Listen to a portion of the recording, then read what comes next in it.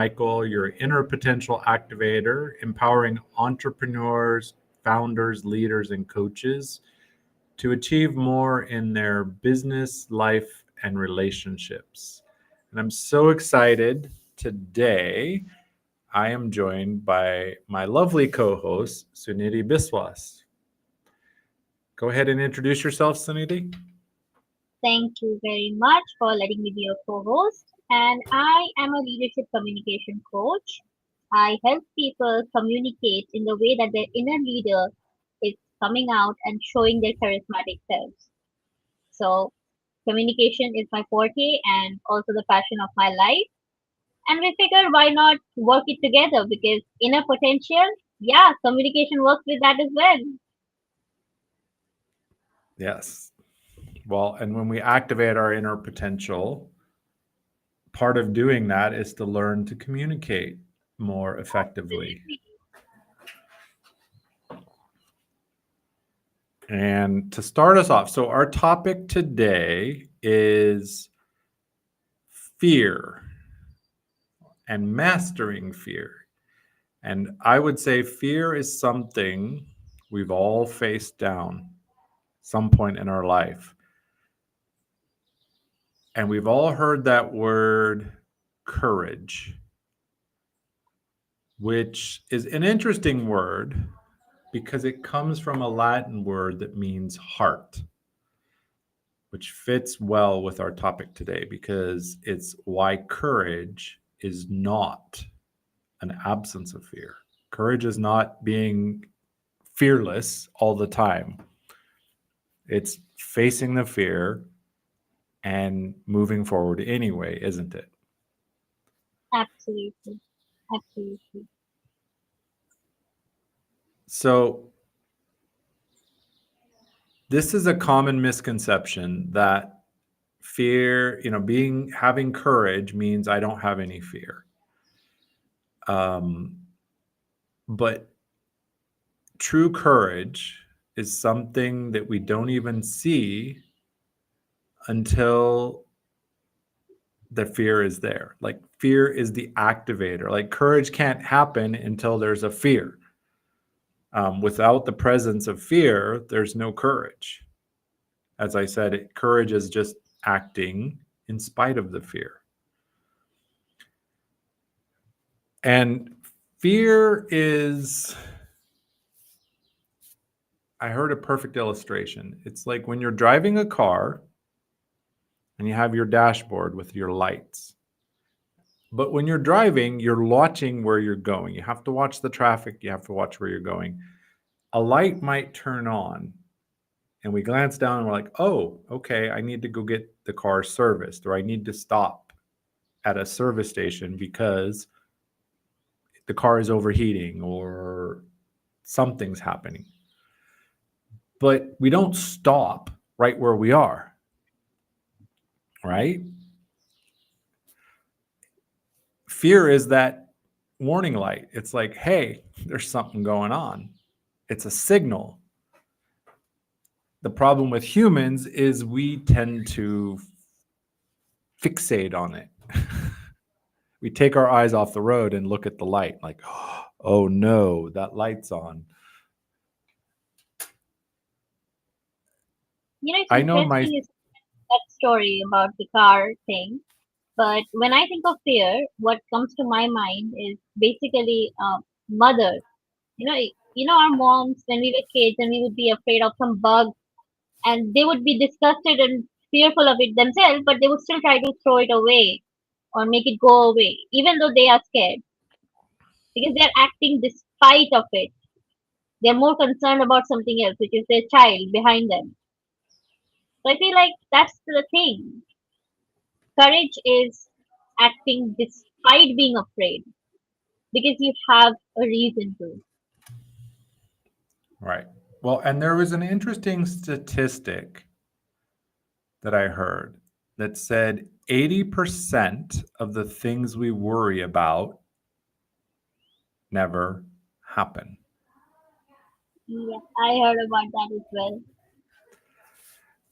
And it's an interesting statistic. And then the other thing I'd like to add in is, you mentioned mother, and so mothers and our parents. Babies are born naturally with two fears.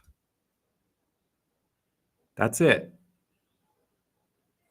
Fear of falling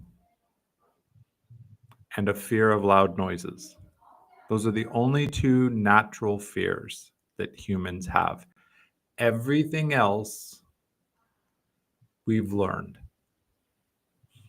And the interesting factor with parents, our mothers, our caregivers, a lot of the fears that we learned from them. Either directly, because, they or said, by don't do that or don't touch that, or indirectly, something happened and our parents reacted with fear. And as a small child, we look, okay, the big person got afraid. I should be afraid. yeah. So we learn by observation. We learn, yeah, through observation and interaction.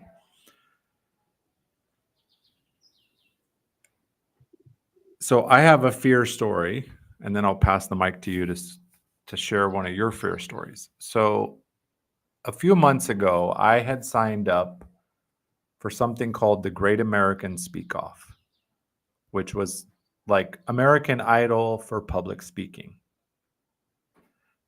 And I felt good registering, and I was preparing my speech. I had 1 minute to kind of tell my story, which was very challenging to keep the talk within 1 minute.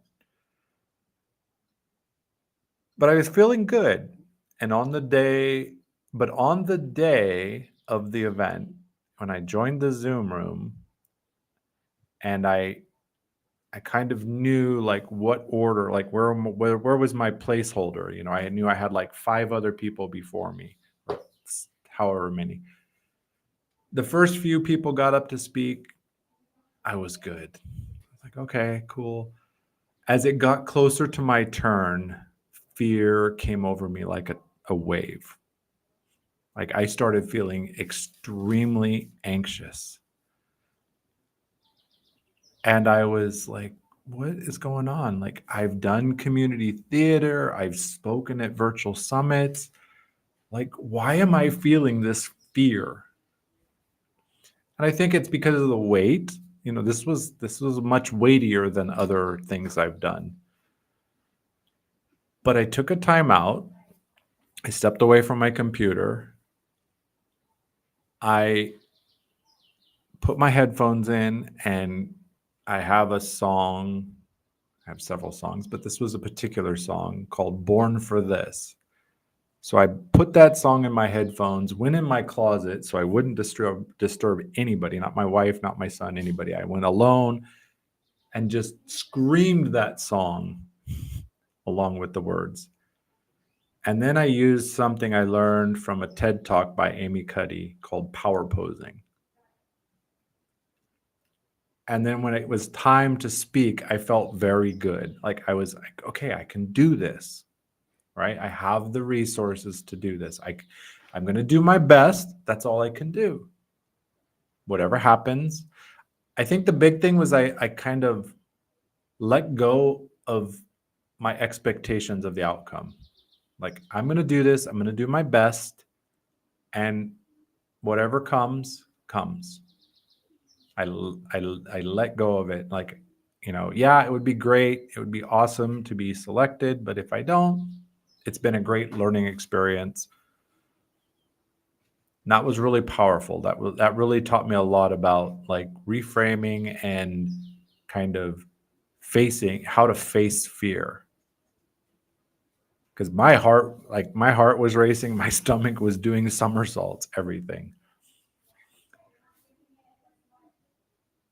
So tell me one of your stories, Sunidhi.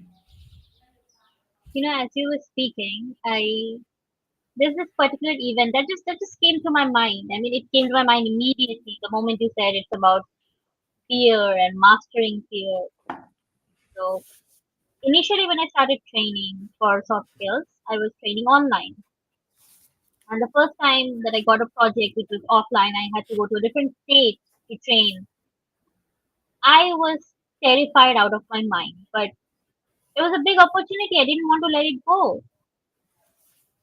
And what happened was that my parents didn't really want to let me go because I've never been anywhere alone. Everybody was worried, and the company was asking, "Can you do it? Will you do it?" But and then suddenly at that time, a major accident happened in that state. I don't know if you were aware or not, but a lot of people died. There was a train accident. Two trains had collided. So I didn't want to get on a train to go to the state. So what I did, I said that okay, I'll go by a bus. And then I realized, okay, a bus is uncomfortable. Solution, okay, let's get one of those cabin buses that I can have a cabin to myself and just my own little corner. But that doesn't mean I was not afraid. The entire journey, I was holding my laptop bag like crazy person because I thought it might get stolen. I lose my training material. When they stopped for food, I went and finished my food and came back in 10 minutes. Everybody had not even ordered their food. I was done with it. So it was very comedic now that I think about it. But despite being terrified, I decided to look at it as an opportunity to see the world through a different lens. Because a different state, different things to experience, people speaking a different language. And I honestly can tell that's one of the best journeys I've ever made in my life because people were so helpful. And I know that if I had not taken that step, I would have never experienced these beautiful memories that I have from that time. If I had let my fear stop me from taking that opportunity. Yeah. And it went beautifully. I mean, the entire journey was filled with fear, fear, fear.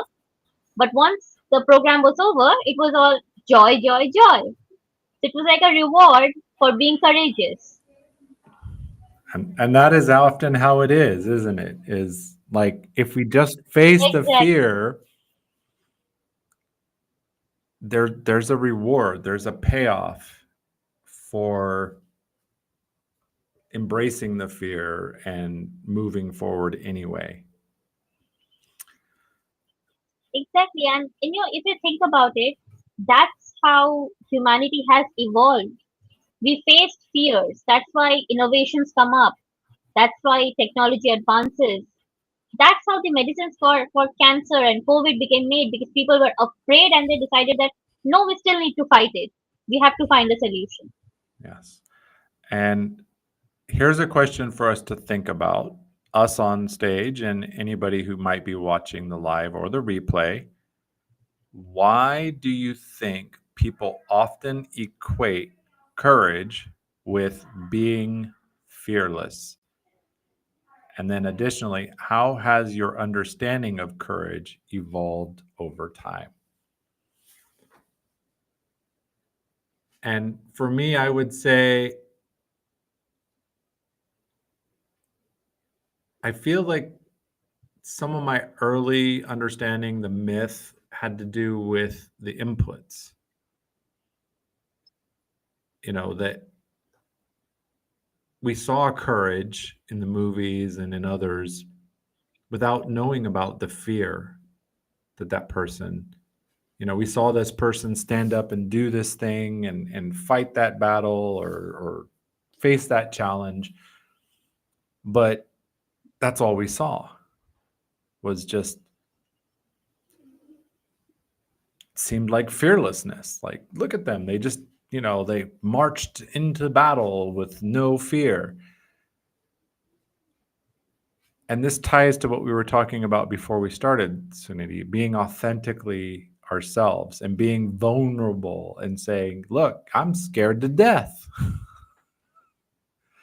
but I'm going to do it anyway. I'm going to face this fear. And I think we're in an era where vulnerability is more acceptable. It's actually becoming, I would say, somewhat expected.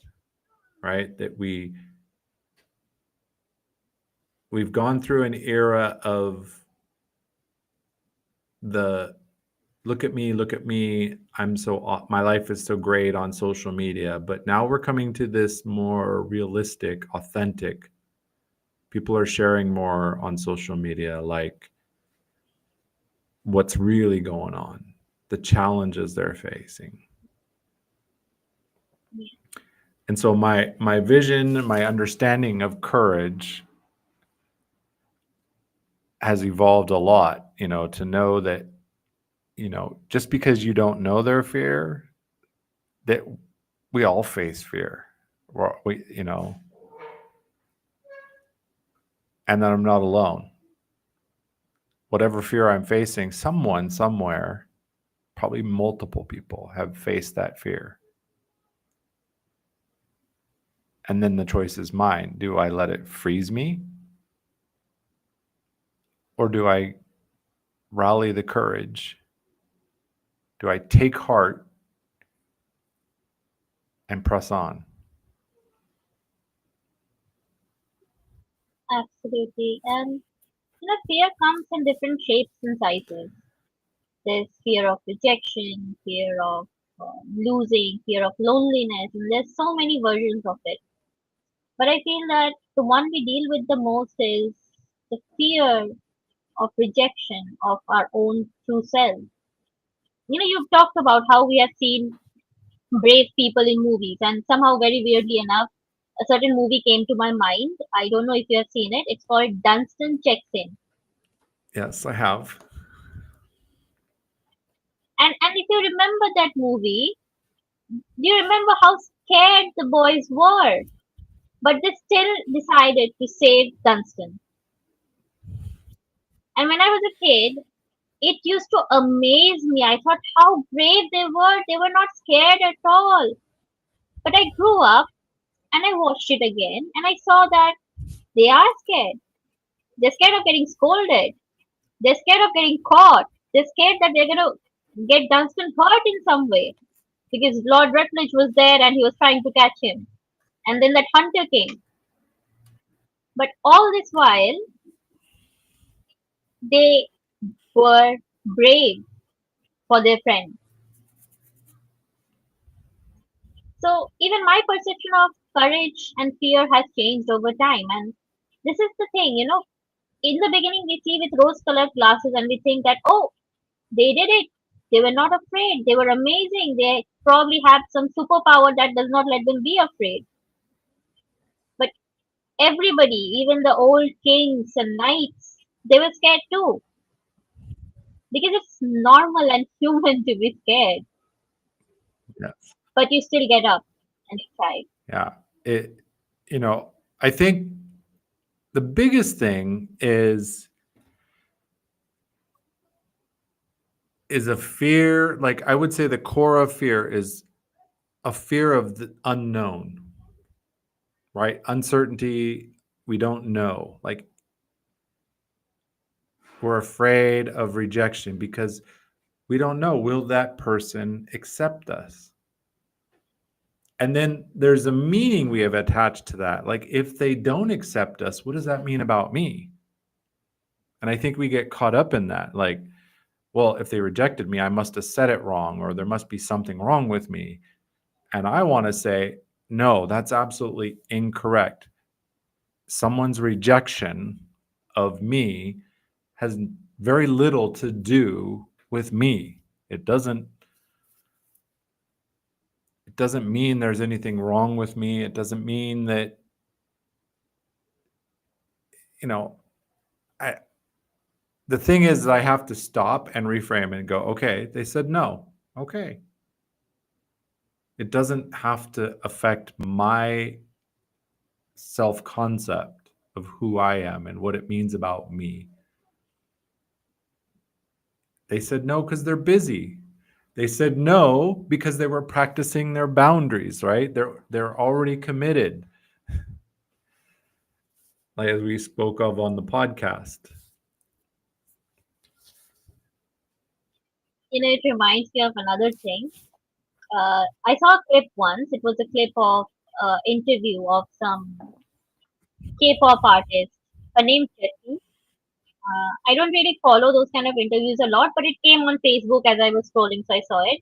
So someone said that you're ugly, and she said, "No, no, that's okay. That's your opinion. Does not mean I'm ugly. You are ugly too. Now what can you do about it?" It's like that. It's people's opinion. They are allowed to have it. We mostly live in independent countries with independent thought structures. We cannot dictate what people will say. But that doesn't mean that we are going to judge ourselves by what they say. Because the moment you do that, you're done for. Absolutely. You know, you internalize that rejection. Yes.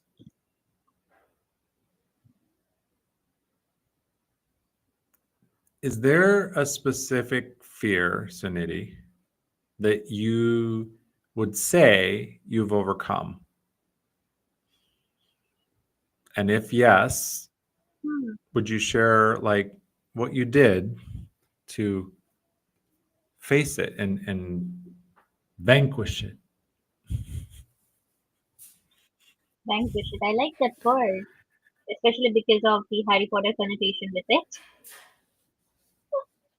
But yes, and there's a lot of fears that I'm working on as well. But one thing I think I have overcome is the fear of being alone. And I know it's a major fear for a lot of people, but I was alone. There was a time in my life that I didn't, I wasn't honest, I wasn't able to be myself with anybody. And I was depressed, I was suicidal at that point, and I desperately needed somebody at that time. But somehow, and I don't blame anybody, somehow nobody was there.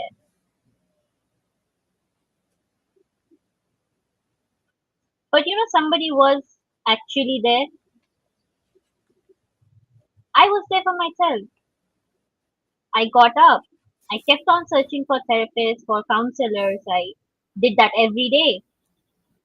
And in a bid to help people like me, I even joined up in a certain website as a listener so that I could volunteer my time for people who just want to be heard because nobody was hearing me. And this was back when I was a teenager, and teenage is a very volatile time, as you know. Yes. So I faced the fear, I lived it. It doesn't have the power over me anymore because I know that at the end of the day, even if nobody's there, I know I have my back and I know how to enjoy my own company. That's powerful. It wasn't easy. It wasn't easy, definitely, but once you are able to get it, nobody can take it from you. Absolutely. What about you, Sean? So I was kind of replaying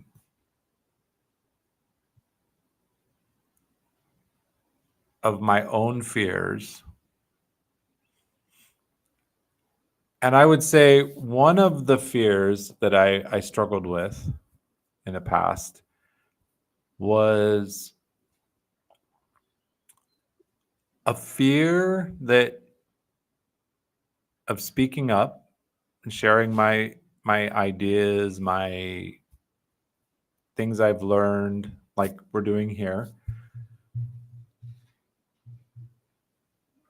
because I believed like who would listen to me anyway.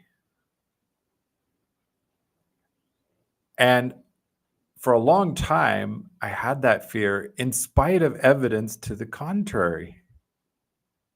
Right? I had shared something in a conversation and people came back and they're like, that exercise you shared, like, wow. It shifted my life powerfully. And I was still battling with this fear and but actually like stopping and having an awareness like, okay, what is this? And just like being okay with that, like the people who need to hear it, who will benefit from it, they'll hear it. It's not for everybody, right? I'm not for everybody. Um, Exactly. and, I think one thing that really shifted me was I heard a quote. I don't remember where it was from, but it was by not speaking out, by not sharing, you're cheating someone who is waiting to hear from you. And that really hit hard, right? I was cheating someone else because part of my personality is, giving. Like one of my top values is helping other people. And so to hear that, like by not speaking up, by not sharing, I'm cheating them out of something that they're needing, they want. So that really affected me. So now I can share more freely. I can speak up. I can speak on Monday Mindshift. And I can let go of the fact that most of the time there's no live viewers.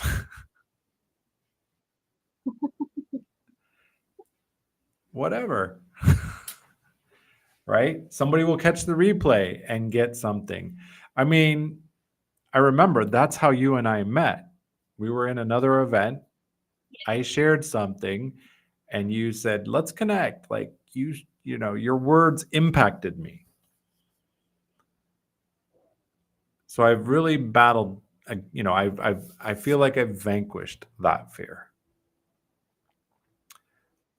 Absolutely. And I'm glad you did, because otherwise you would have never met, and so many people would have lost the chance to hear and understand how their inner potential could be activated. Yes.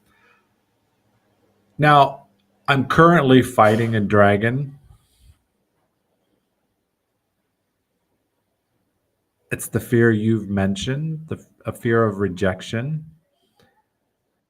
Ah, same. I'm on that journey as well. And especially in the aspect of being able to,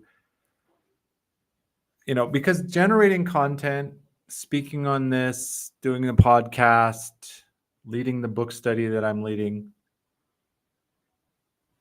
that's that dragon's been vanquished, right? I'm cool with that. I'm good with that. I like it. I actually thrive on it. But, to send a DM kind of somewhat cold, like we would call it cold, like I don't know a lot about this person. I haven't actually spoken to them in a live situation.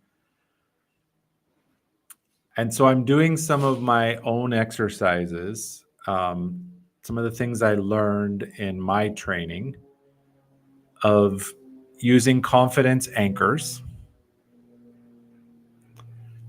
and letting go of the results, right? Send the message. Maybe they respond quickly, maybe they don't. That's okay. And actually seeing it instead of, like this checkpoint. Like I want to send this message so I can start making connections to find out what people, find the people who have some trapped inner potential that want to, they're feeling that pull, like I'm not where I want to be. I want to go to the next level, but something stops me and they're not sure why. To treat it more like an experiment, right? To have just a goal of send X number of messages each day and let go of the result. And not even, I'm not talking about pitch slapping because I know most of us have dealt with the pitch slap. I'm talking about just connecting with people and having a conversation, starting a conversation. And that's something I do very Yeah, easily. I actually had to learn it also because we know that we coaches sometimes we have to generate leads for ourselves, and I was hesitating from doing that. I was very shy, so I've always been very shy and sending out requests and asking somebody that, hey, do you want to connect and sit with me for 30 minutes and see if I can help you. I was thinking, okay, why will they speak to me? Why will they give me 30 minutes of their time? And there's this very big trainer, and he came for a guest appearance at one of the places that I was attending a workshop. He told me, Sunidhi, you're thinking like a frog in the well. There's an ocean out there. And he said a lot more things. I got scolded very badly that day, but I needed that scolding because the next day I got up and I thought that, okay, I will make templates. Now, usually people generate it with AI, etc. But I made templates and I made them with blanks. And I told my social media team that when you connect with somebody, actually let me know of their profile. I'll go through it. I'll tell you what interests me. Let's make it authentic. That even if they don't come and speak to me, I will have given my best. I will have been authentically me. Maybe it's somewhere they work, maybe it's their experience, maybe it's how beautifully their about section was written. But I always appreciate something and I'm like, I really like that. Do you want to get on a call with me? I would love to know a little bit more about you. So I get it, and it's now it's not it's like I don't know how to put this. It's not about generating leads anymore. It's just about meeting people because I realized that that's why I got on LinkedIn in the first place. I was stuck at home, unable to go out, and I decided, okay, why not meet people all over the world online? Absolutely. Yeah, and that shift is huge.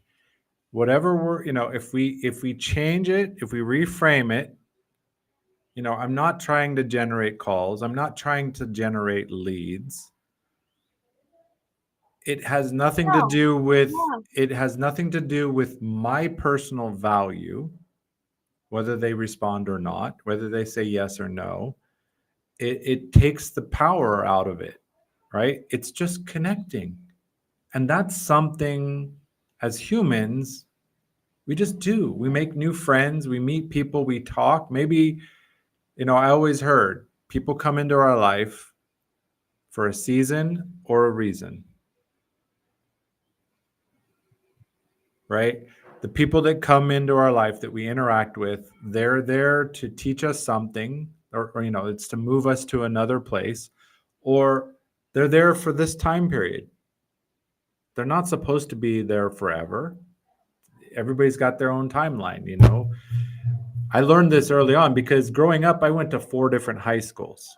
We lived in 20 different houses before I was an adult. So, lifelong friends? Nope.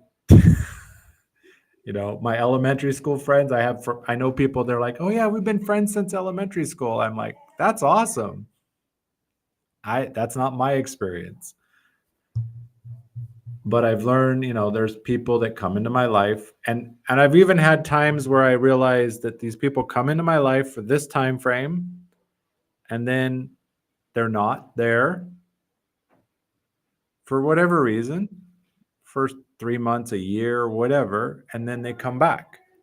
And it has nothing, like, I've really had to learn, because I used to have this fear, like, oh, I offended them.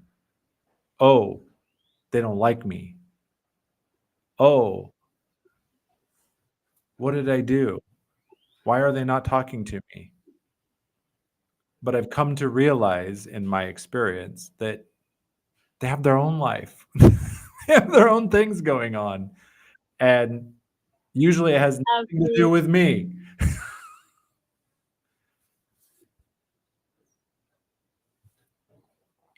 At this point, I would really like to share something. I shared a status today in my personal WhatsApp, and I like to read it out to you. It says, you meet someone new and you're bond so effortlessly, and you're like, where have you been all my life? And 2 weeks later, they go back to where they have been all your life. So it's kind of like that. People come, they come for a reason and they go away. And the ones who have to stick by you, they stick by you. I mean, honestly speaking, did either of us know that we would become such good friends when we met in Irene's workshop? I didn't. No, we There was would this have weird known. person who was not turning his video off and talking about teaching kids English, and I was intrigued. But then we come to find out we even shared a birthday. Like, just imagine the difference that we had. We had no clue, but similarly, I found some great people that I never ever expected to meet. It was not intentional, but those who had to stay, they stayed. Right. Well, and I think you bring up a good point. You know, sometimes when we connect with others, we get focused on the differences. But when we change the focus to like, oh, look, we have the same birthday. Oh, if we look for the similarities, we will find the similarities, right? The old saying, Absolutely. you know, it's the red car effect.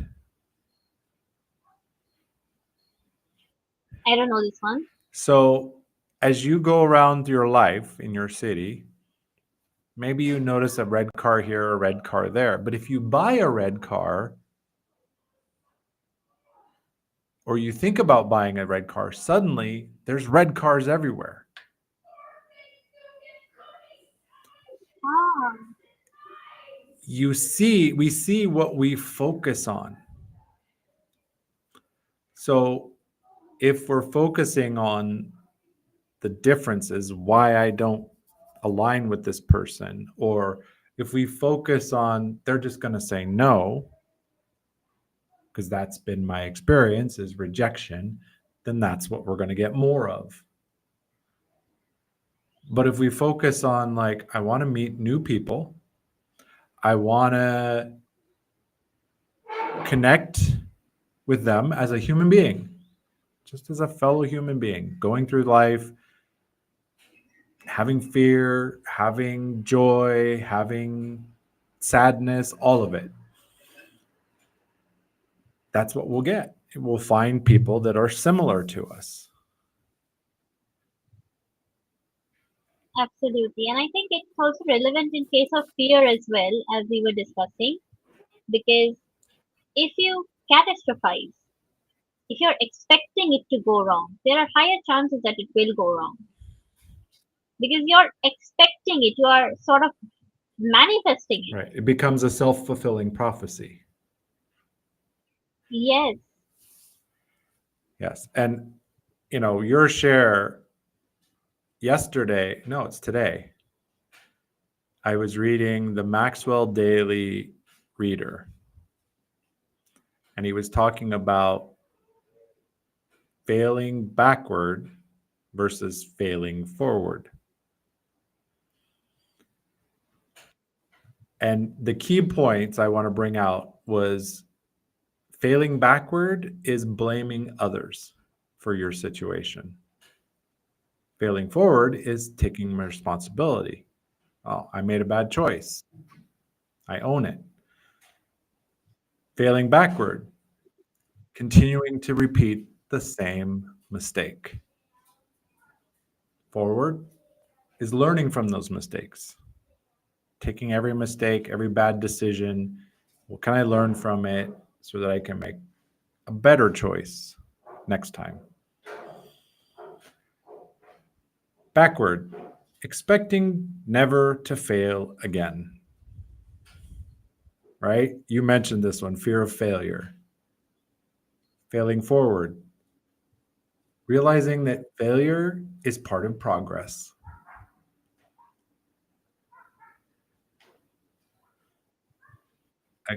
On the same topic, expecting to continually fail is failing backward. Failing forward is maintaining a positive attitude in the face of failure. Failing backward, accepting traditions blindly. Failing forward, challenging outdated assumptions. Backward, being limited by our past mistakes. Forward, taking new risks. Backward, thinking, I'm a failure. Forward, realizing something just didn't work. Didn't work that way. Failure, or failing backward, quitting. And then forward, persevering, continuing forward, having the courage to get back up and take the next step. Try it again with the lessons learned in a new way.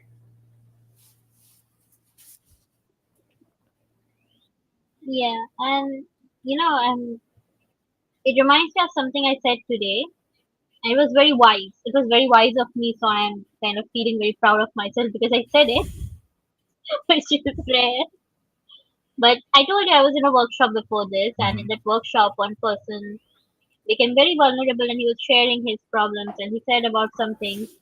So I just wrote in the chat box that it's either a lesson or a reward, no regrets. And I think that's the attitude people should keep about failure because I do keep that attitude about failure. Yes, It's either a reward or a lesson. That's it. What else is failure? You just learned a way not to do it. right. So try a different way. Failure is just data. Exactly. So what are we? We're not afraid of data, right? Most of the time. Like ah,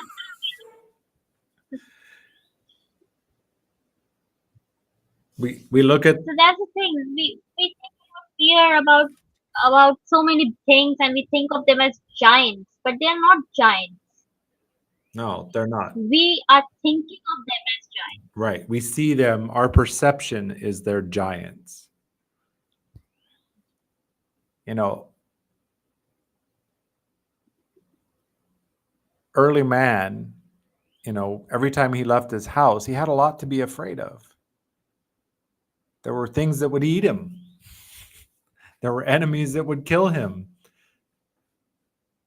Most of us don't have we can walk out of our house, there's no saber tooth going to jump out and get us. But we still have that processing center in our brain that, but like you said, we turn that no, that rejection into this giant saber-toothed tiger that's going to eat us. But is it really a saber-toothed tiger? It's most like a mewling kitten. Right? It's a kitty cat. But we It's don't. a kitten, usually.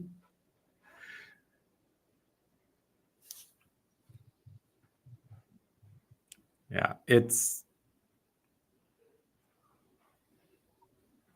and you shared like about personalizing messages, building a template.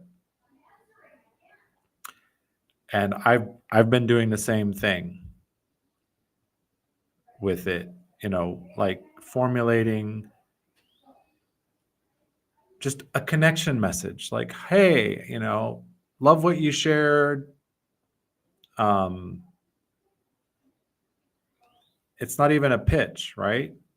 It's just, hey, love what you're doing with this thing. I often ask, like, what are your big goals for this quarter? Like, I ask them questions to actually get to know them. and it takes the fear of rejection away because it's just a question. It's like asking, how was your day today, Sunidhi? There's no sting in that. There's no fear in that.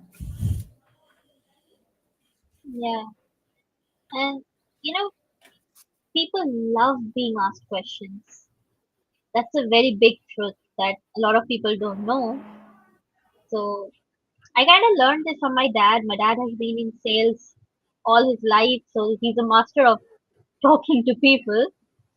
But I learned it from him. He every time he meets somebody, it could be a new client, it could be the driver of a cab we are in, it could be a security guard of some place.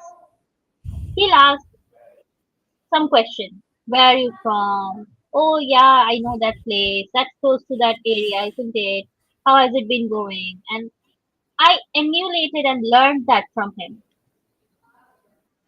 Initially, I used to be afraid that okay, why? What if people look at me like, who is this weirdo asking me questions? Because out of the blue. But then I realized, no, people love it. Ask them questions.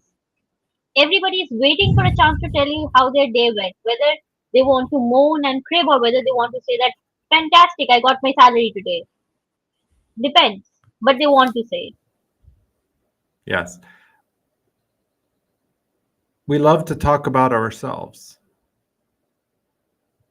It's a universal truth across cultures, Yep. across traditions. As a human being, genuine questions, when someone genuinely asks about our life, about our experience, we love talking about it.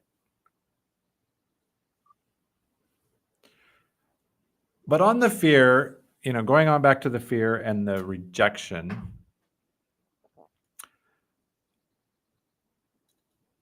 how would you say, I put it in the chat for viewers too, is do you see fear as an obstacle or an ally? How do we know the difference? Is this fear holding us back, or is it trying to actually, like, legitimately protect us? We discussed this in one of my sessions with my life coach, and she made me imagine that I am in a car, okay? Mhm. And there is Sunidhi, and there is Sunidhi's fear. She asked me, who is driving the car right now? I said, Sunidhi's fear. She said, why? Because I said, because I'm afraid of different things, and the fear is what is navigating and making sure I'm okay. So that's fear's job. Fear is there because somewhere it learned that some things are threats, some things are obstacles, and it tries to keep us safe. So it's an ally.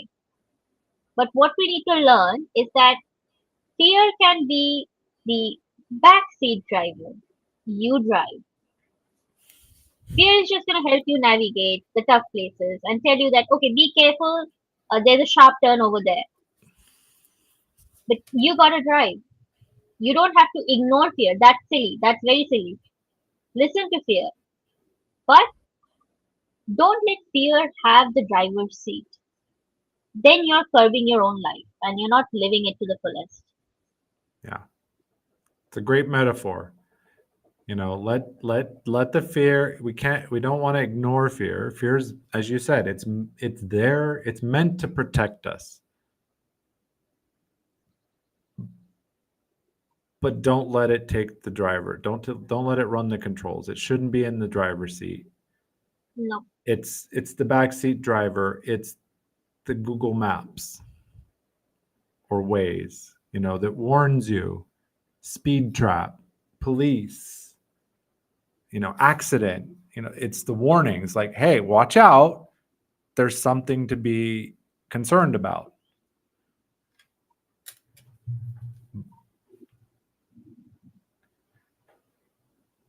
But yeah, that's a good question. Ask yourself, if you're watching this, ask yourself, am I in the driver's seat or am I letting my fear drive? I love it.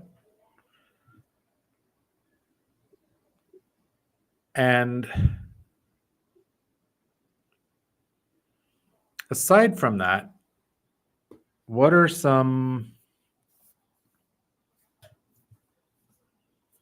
alternate techniques that you've used? I mentioned power posing or jamming to that inspirational song. What are some of the tools you use, Sunidhi, when you're in the middle of the fear, facing it? So one of the main things and the most frequent things that I do is that it might be counterproductive for some people, but I actually think, what's the worst that could happen? Okay, and then I ask myself, would that matter in 5 years? Okay, I fumbled Definitely. during a speech. Would that matter in 5 years? No, nobody would remember. Everybody has a life. I went out on the street looking like a hobo. Would that matter in 5 years? No, because I will wear more fantastic outfits and they'll remember that one. And if you think that they'll remember in 5 years, okay, will they remember in 10 years? Will that matter? No. Yes. Not likely. Yeah, and most of the time, the worst that we think that could happen, like you said, is very unlikely to actually happen. Well, and So, the other thing, often we're so concerned with what will others think. The truth is, most of the time nobody cares, yeah, nobody's thinking right? about Like you. you Who said, are you you? walked out dressed a certain way, like nobody's even looking most of the Exactly. I time. mean, there's so many things going on. Like, why will people even bother thinking about you? Who are you?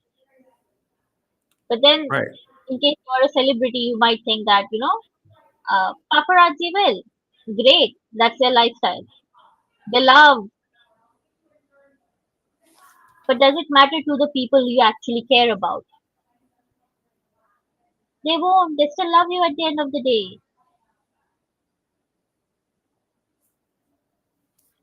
So that's one Exactly. technique I really use because, okay, great. If my fear is going to make me think of the worst possible, then I will think of the worst possible and then negate that. What about you, Sean? What do you usually do other than that? So another technique is the power of the breath, like using breathing exercises. One of the ones that, and I teach this to my son, is two fast inhales with a long exhale. So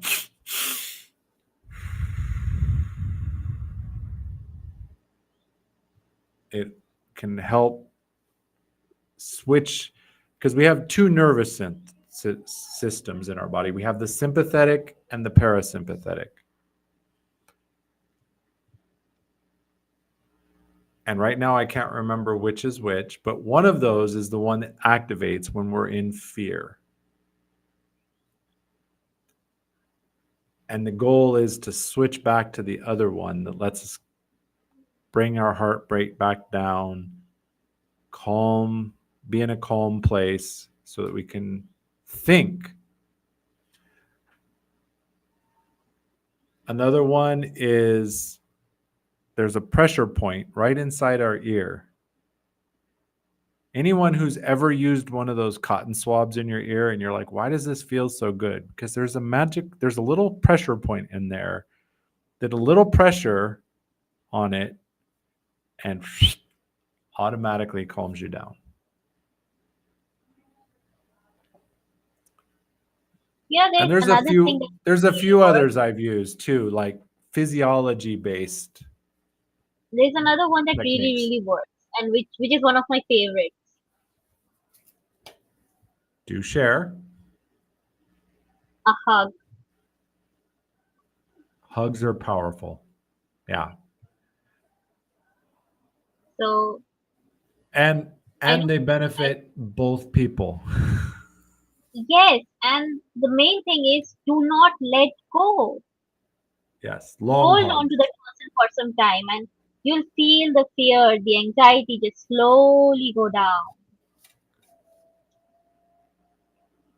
And I'm a hugger, I'm a cuddle monster, so I will always talk about the benefits of hugging. Yes. Which is interesting because I'm also tend to be a kind of person, when I meet new people face to face, I like to, give a hug or get a hug. And I saw a person do like go on the street with a sign. He was just offering free hugs to anybody. And it was kind of shocking how many people like just kind of, walked on by. Like, I was like, I was kind of surprised. Like, it's a hug. It activates so many positive chemicals in the body. Like, why not? But I think there's Again, a lot of, again, we go right to fear, right? People have fear. Like, what if he or she is some psycho person, or what if people judge me for taking a free hug? right? So as the old saying goes, we shoot ourselves in the foot, Yeah. right? Instead of taking advantage of something so powerful that would be so beneficial.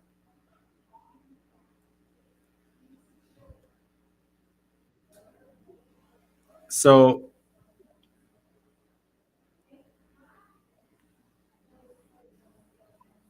we're down to the last few minutes. I have, where is it? So a takeaway challenge. Your call to action, if you're watching this, and for us, we will do this too, is pick a small fear or medium sized fear and face it. And we can share it next Monday. What's the fear that we faced? And how did we face it? I already know which one I'm going to take up. Me too.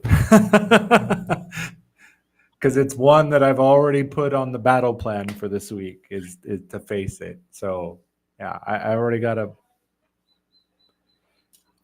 a plan. I already know which one I'm facing, but it'll be interesting to report back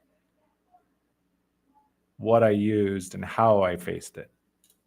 And the results.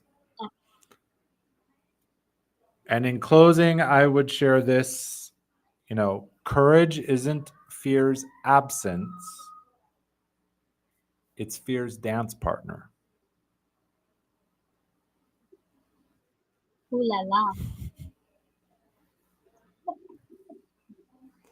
Because we can't expect courage if we avoid fear.